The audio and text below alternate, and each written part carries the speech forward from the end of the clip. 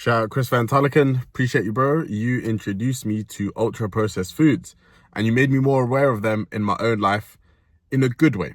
I'm now more conscious about the food decisions I make, and now I'm more conscious of whether I'm choosing good single ingredient whole foods or whether I'm choosing ultra processed foods.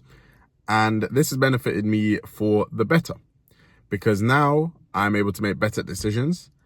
But at the same time, right, I don't actually feel the fear or the anxiety around making the wrong decision.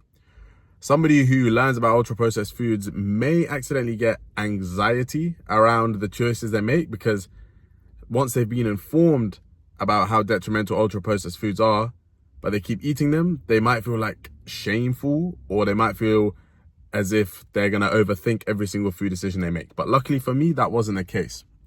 Instead, Chris, you've been able to introduce me to ultra processed foods in a way that's positively impacted me. And what is it about your teachings that done this for me? Number one, your two simple method way of identifying ultra processed foods.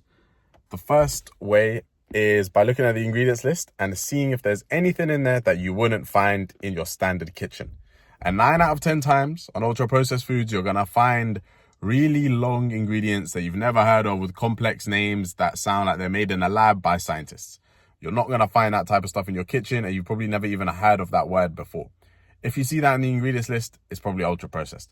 The second way to identify ultra processed foods is to look at, but to see if they've got any health claims.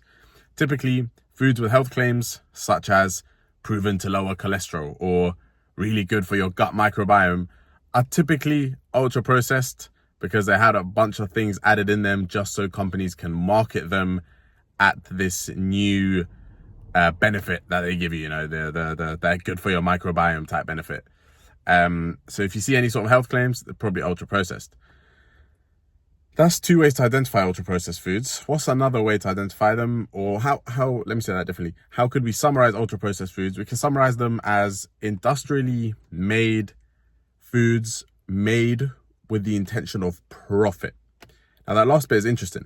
With the intention of profit, not the intention of health benefits or feeding a nation, but with the intentions of profit.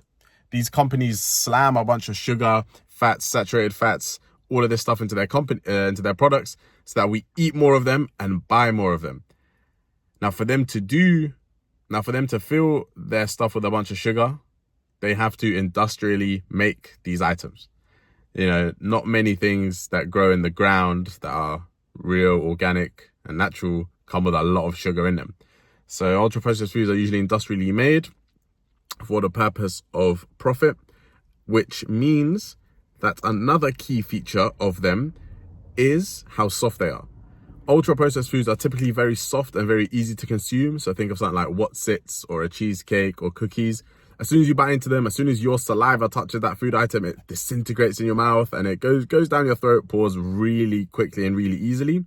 And it's the softness of the food that bypasses your hunger system and bypasses your brain's ability to detect that you're full. And so when that system is being bypassed, you just keep eating more and more of these foods, usually in excess calories, without feeling hungry, which usually means you're going to make another trip down to the shop to buy even more. And just like that, the company has now had you buy in their packet of crisps every single day for the entire week, every single week. So that's exactly how they make profit, by stuffing their foods with a bunch of shit items and making them in a factory and making them super soft. So yeah, whoopsie, you ran over the 3-minute mark. My bad. Yeah, love.